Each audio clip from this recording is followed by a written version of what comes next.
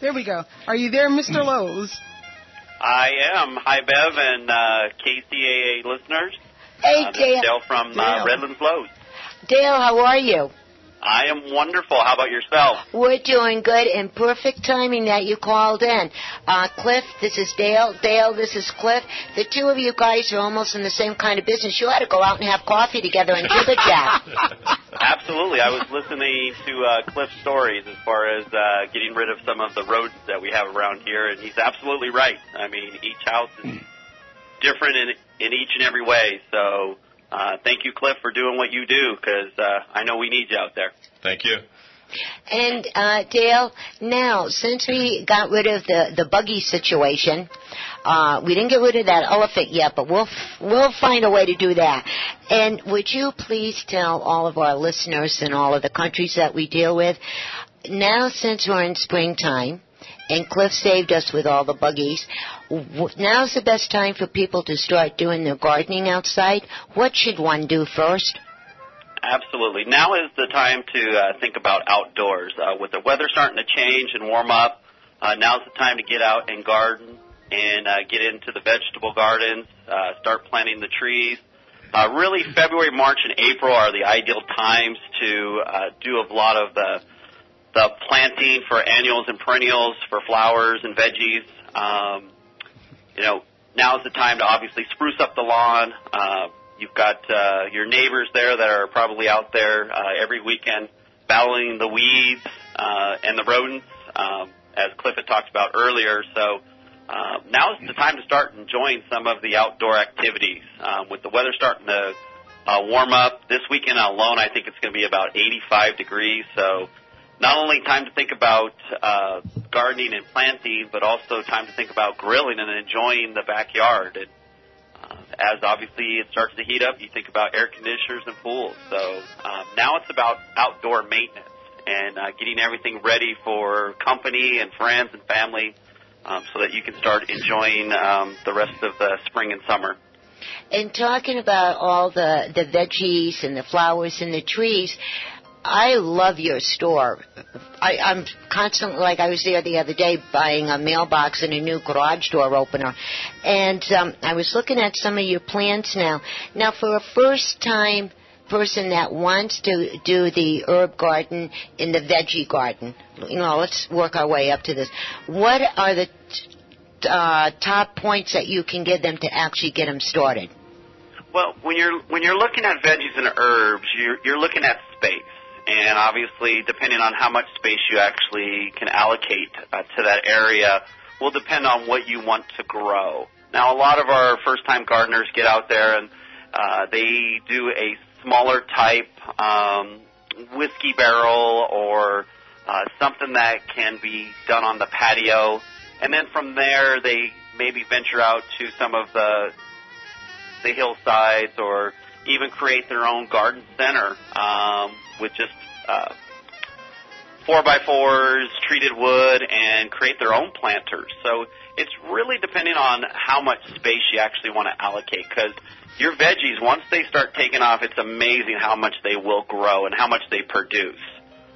So it really depends on the individual. In most cases, if they don't have a lot of time, they may want to start with something that's already planted. We have both the seed and the plants ready to go. So it just depends on how anxious that person is to start eating, fresh vegetables. And the other thing, Rich is with us also in-house. He wants to ask you a question. But real quick, talking about the veggies, that's what I started a long time ago, is I had this old bathtub, and I drilled a couple of holes in the bottom of it, and it was a claw-type bathtub thing, and it was fabulous because it was up off the ground. It's easier to get in there and maintain it and to cut what you wanted to cut. And this way, you don't get a lot of buggies sitting inside a bathtub, so it does work.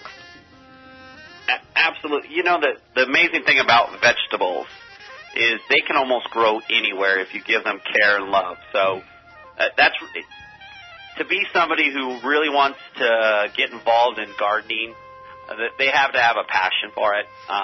They have to have an excitement. But like I said, and you talked about it, they can grow almost anywhere. I've seen them in barrels. I've seen them in buckets. I've seen them on hillsides. I've actually seen somebody able to put them in a wheelbarrow themselves and just kind of wheel them around. So that's the nice thing about vegetables. They are a very durable plant in most cases, depending on the timing and when you actually do plant. And that's the key thing. You have to make sure that you are planting at the right time. And a lot of the websites and Lowe's.com can help you with that and making sure that you're planting the right vegetable and herb at the right time. A lot is dictated on the weather and the frost, and now that it's heating up, is it a full sun or partial sun? A lot of our websites can definitely help you with the right assortment. That is true. And Rich, you wanted to say something? Yeah, Dave, this is Rich. You know, I was over at your store the other day, and coming in the front, you see a lot of barbecues, wheelbarrows, all this good gardening stuff. But I go inside, and you have some really nice barbecues in there. There's some new stuff seems to be this year out. Absolutely. With grills themselves, you almost have to keep up with the times.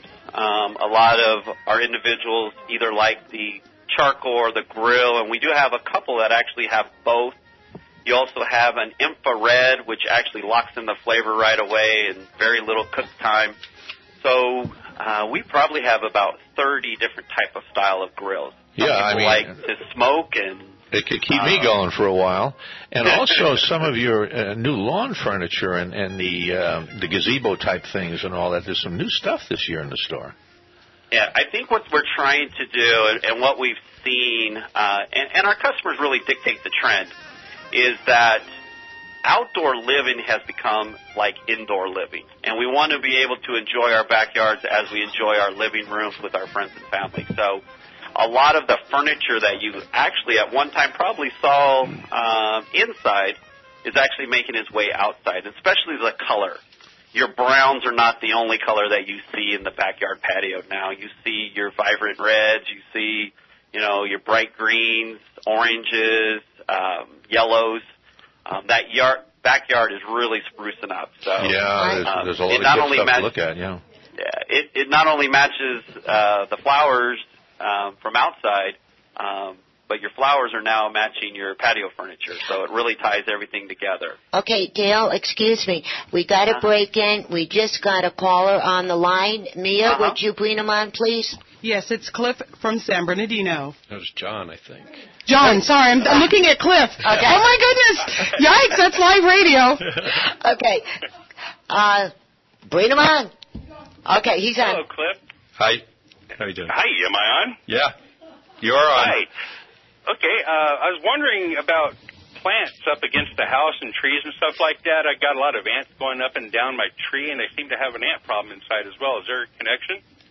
Yeah, most definitely.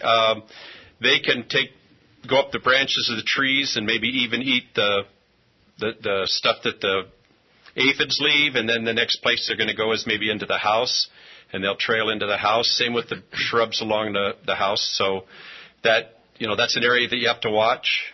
And then sometimes you overwater, and then they move the whole colony inside. And especially the Argentine ant, which is multiple queens, multiple colonies. So, they're a little fluid. They can move around too. But during the summer, they prefer to be outside.